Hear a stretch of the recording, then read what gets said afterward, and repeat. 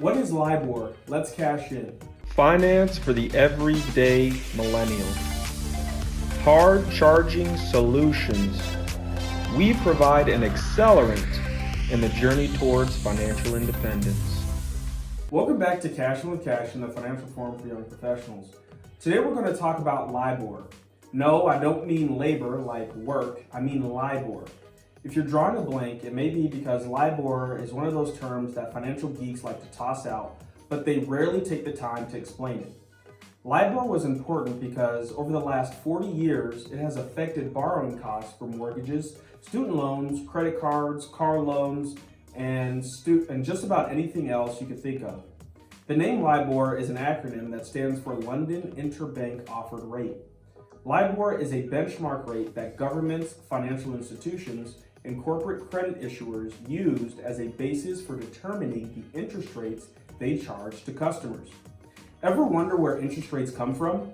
Here's a quick explanation. Interest rates on financial products are based on an index and a margin. An index is a benchmark rate that is generally accepted by the financial community.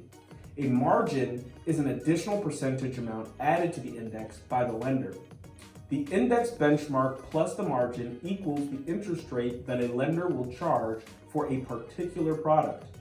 From its inception in 1986 through the end of 2021, LIBOR was the single most important rate on earth because so many things were dependent on it. It was estimated that over $5 trillion in consumer loans and financial products were directly tied to LIBOR. Now, you may be thinking, okay, Cassian, I get it. LIBOR is a benchmark and it's a part of what makes up my mortgage rate. But where does LIBOR itself come from? And that's where things get interesting. Did you know that banks don't just loan money to consumers? They also often loan money to other banks through a system known as the interbank lending market. LIBOR, the London Interbank Offered Rate, was the rate at which banks often lent money to other banks. So why would one bank need to borrow from another? Because regulators require banks to maintain reserves against their deposits.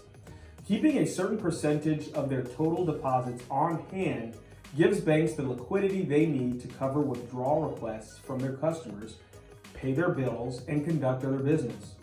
When the amount of reserves a bank has on hand dips below the required level, a bank has two choices. They could borrow from the Federal Reserve, or they could borrow from another bank that has more reserves than they need. The cost for a bank to borrow money from the Fed is known as the federal funds rate. As of late May 2022, that rate was about 1%. Let's say a banker doesn't want to pay a full percentage point of interest on a short-term loan. He finds another banker who's willing to lend reserves at the LIBOR rate of 0.9%. That may not sound like a huge difference, but if a Bank A needs to borrow $50 million overnight from Bank B, that 0.1% difference would save them $50,000. You might now be thinking that LIBOR sounds pretty good. I'll throw you another curveball and tell you why it wasn't. LIBOR had serious structural vulnerabilities because it was based on estimates collected from bankers on the interest rates they thought they would charge for different types of loan maturities. LIBOR was never calculated based on real transaction data or on the actual rates banks charge their customers, but instead on what respondents said they might charge based on whatever local market conditions they were seeing at the time they filled out the form. In 2012, a group of bankers exploited this weakness by colluding with each other to set LIBOR rates at lower levels that would allow their banks to increase profits while also limiting their losses on risky investments like derivative trading. As a result, banks made more while their customers earned less.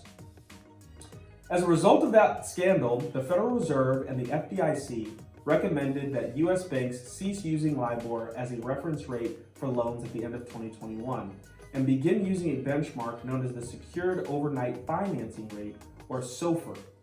SOFR is considered a better measure because it is based on the actual cost of overnight loans that are collateralized by U.S. Treasury securities.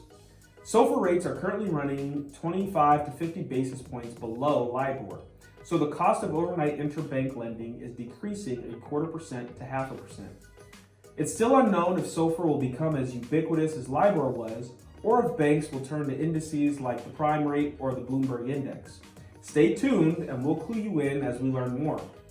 If you want to explore other financial topics, open an account with RINO Invest today and you'll gain access to a community of financial knowledge and support. Click the link you see in the description of this video now to open an account and join us. Don't forget to subscribe to this channel and click the bell icon to receive a notification when a new video is published. Until next time, this is Cassian reminding you that it is always a good time to cash in with Cassian.